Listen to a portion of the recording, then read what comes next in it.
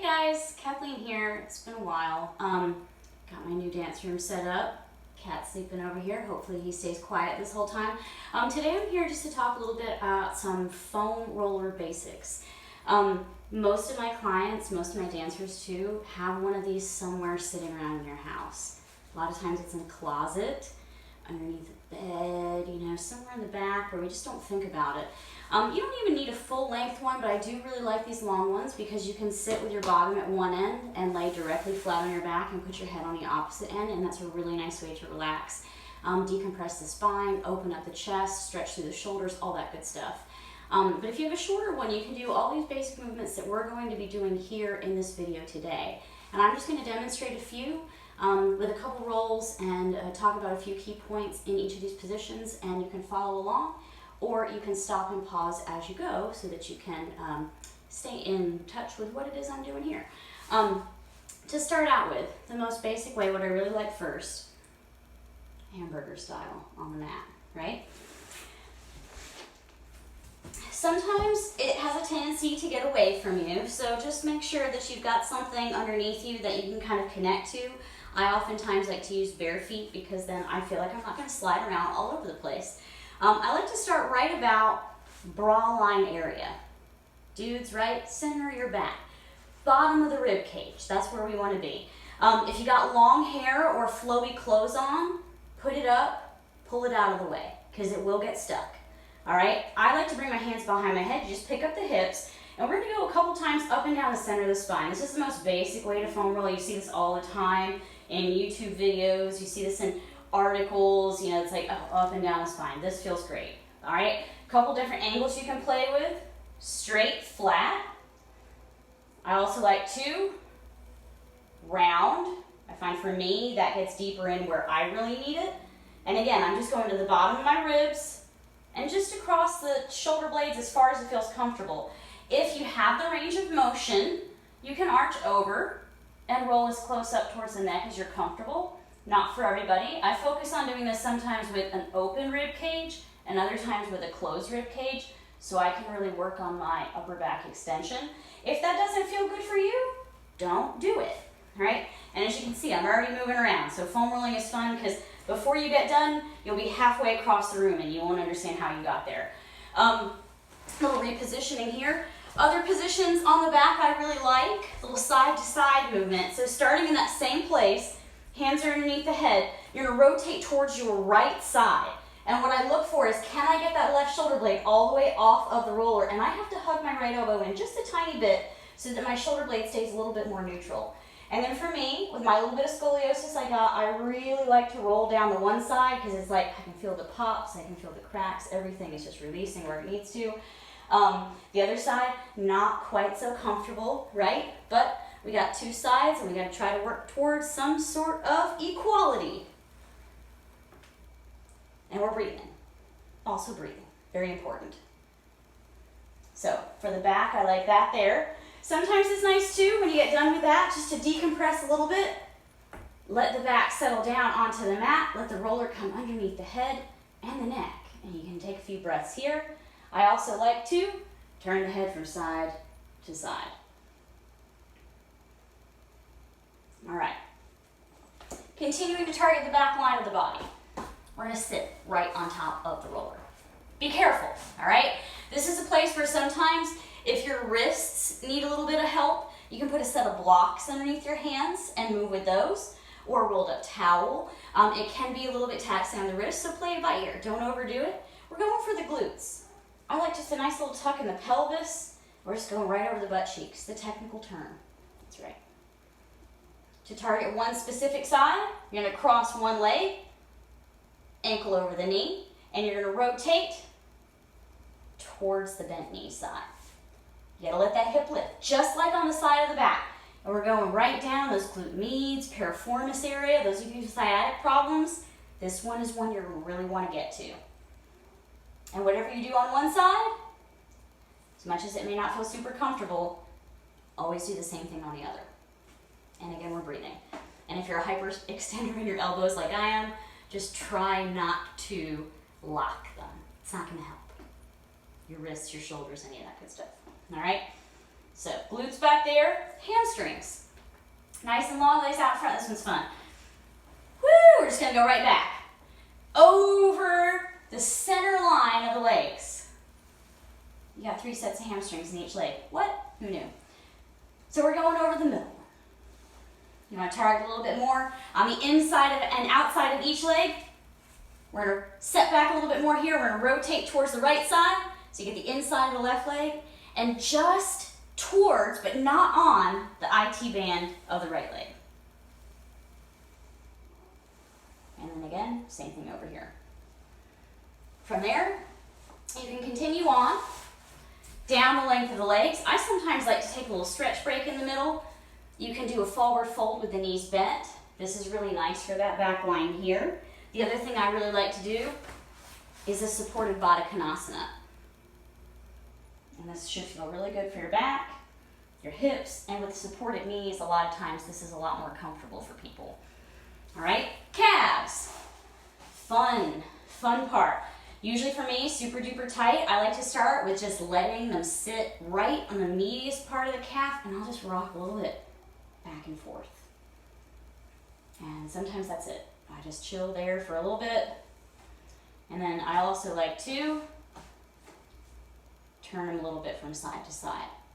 Usually there's a spot right towards the center of both calves that if you find that right and the left side of each leg, you're gonna hit a spot, and sometimes you might feel like your leg's gonna pop up in the air. Reflexes, right? It can be a little intense. We don't often realize how tight our calves are until either we touch them with something like this or someone else touches them in a massage. And calf tightness can lead to foot problems, knee problems, hip problems, all kinds of stuff really. I do like to go down towards the Achilles tendon for me with all of the ballet that I do. It does feel nice to have a little bit of pressure on the lower part of the leg. Some people will tell you not to do this, just so long as you're not doing something that feels uncomfortable. That's usually my baseline for foam rolling, and that's the back of the leg we're working with here. All right, here's a fun one. One of my favorites, use that term loosely, all right? You're gonna lay on one side. We're going for the serratus and the lats. Also, a little bit of the back of the rotator cuff. Often super duper sensitive, so please be careful. The arm that's on the bottom is going to go out, and you're going to place the roller right where the shoulder blade and the rib cage meet. And for me, and for those of you who are just getting started with this position, this might be it. Stay here. You're probably going, oh my God, Kathleen, what am I doing? And that's okay. We're just going to breathe. I like to let the weight of the head go down once you start feeling a little bit more comfortable. And then I don't roll here. What I really like to do is just to rock a little bit towards the front and just a slight push against the roller, a little bit towards the back. These muscles underneath here can be very, very sensitive, and oftentimes, you know, we don't have anything that we make contact with them with, so we don't know until it's touched. Tightness in these muscles here can cause problems with the shoulders. It can even cause problems with the hips. It can cause imbalances in how the balance works in general too. But it's very important to get into these places. So this is a place I just chill for a little while. If it's not comfortable to do the rock, take a few breaths. Again, you would do the same thing on the opposite side, right? For the front line of the body. The quads and the hips, all right? This is my favorite way to start. I just like to come here like this, and I'm like, ah. You know, and when there's no one around, I might be here for a lot longer than I would ever admit to, and that's okay. But when there is, I just chill there for a little bit. It kind of helps to relax the back and just decompress through that lower spine where I have a tendency to be a little bit more tight. For the quads, I like to start with the weight in the forearms. And again, this is that core strength working. It's not just like we're just chilling here on the foam roller. Toes might be on the floor, toes might not. I usually take the quads in sections because sometimes it can be a little bit intense. So as you can see, I'm only going a few inches at a time up and down the top part of the leg, and then I'll make my way, a little army crawl, right? Pull the core in, no arch in the lower back. This is bad. We want to be supported. Over the center, which for some people is like, oh my God, right? Usually when I teach a foam rolling class or I pull the foam roller out in class, there's a lot of moaning and groaning. I think it helps. I think it's necessary. It means you're breathing, right? So that's okay. If it makes you sigh out, you need it, right? I do like to get down towards the knees, but again, that can be a super sensitive area. And I'll just kind of chill there and just tiny little rocks. And here on the quads, I like to do the same thing that I do with the hamstrings, where I'll find a place that I feel balanced, and then I'll rotate. And I find for me, I have to open the legs a little bit farther apart so I can get a little bit of rotation inside and outside of the one leg, and then I'll switch to the opposite side and do the other leg. I also like adductors, turning it long ways, the hot dog style, on the mat. Whichever leg you're focusing on is going to come over it, like a little pillow here, right? And we're going to roll out, and we're going to roll in. And this can be another one that's like, whoa. And this might be one that, if you got hip stuff going on or inside of the leg stuff going on, you just chill, just breathe and stretch. But again, remember, what you do on one side, always do on the other. Let's talk IT band, because I see this all the time, and people talk about rolling out their IT band all the time, but it's very important to realize that the IT band is a fibrous band of tissue and not a muscle. So no matter what we do to roll out the IT band, the band itself is not going to change the way that you expect it to.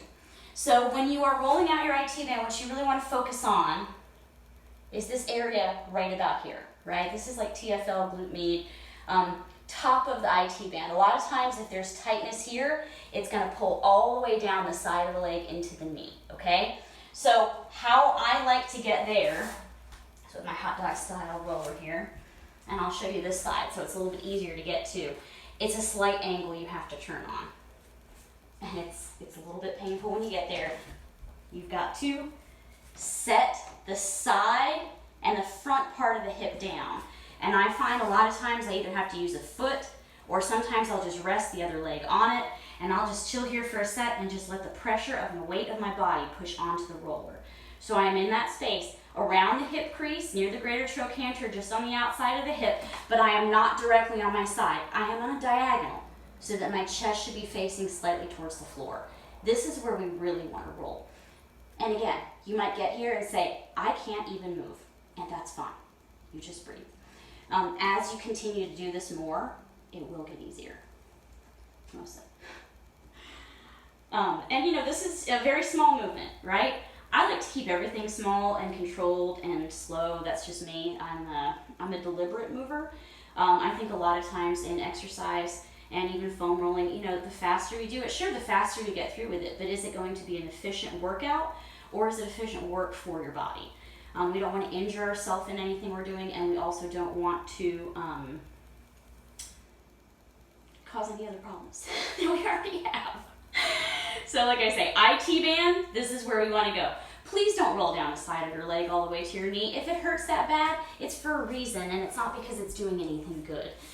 In fact, sometimes it can even cause some damage and could cause scar tissue, which then could cause you more problems with your IT band later on. So leave that to the professionals. If you're doing it here at home, stick to that TFL. Final one, this one's just a fun one, and a little core exercise to boot. If it's comfortable, you're on your roller, on your hands and knees. And then this can be the shins here. I'm using my core to keep myself up, but I really want to push down into the tops of the legs. And this should feel nice-ish. I'll use that word again relatively. If you want to turn this into a core exercise, a little curl through the tailbone, whoop, knees in. And then you got your own little double mountain climbers going on. To finish is always nice. Like I was sitting earlier, long ways on the roller. Nice little supported child's pose, always feels good. I usually let my head just rest to one side for a couple of breaths and then the other. This is a really nice way, especially if getting down to the floor is a little hard on your hips or your knees. This is a nice way to support it. When I'm teaching my yoga class, Shavasana, final resting pose with the support of the roller underneath the knees, relieves tension in the lower back. Just a great way to decompress the spine. So, I hope that helps. Just a little bit of basics for how to navigate your way around foam rolling at home. Play it by ear, not too long. It's always a great way to warm up. It helps to oxygenize and energize the muscles to get them moving. So sometimes I like to do it before I exercise. And then I also like to use it as a recovery tool. I find a lot of times if I do it at night after a long day, it helps me to relax so that I can go to sleep. Some people find doing something like this in the morning helps to pep them up and get them going. So lots of options, but my advice, dust it off. Pull it out of that closet. Make friends. See you next time.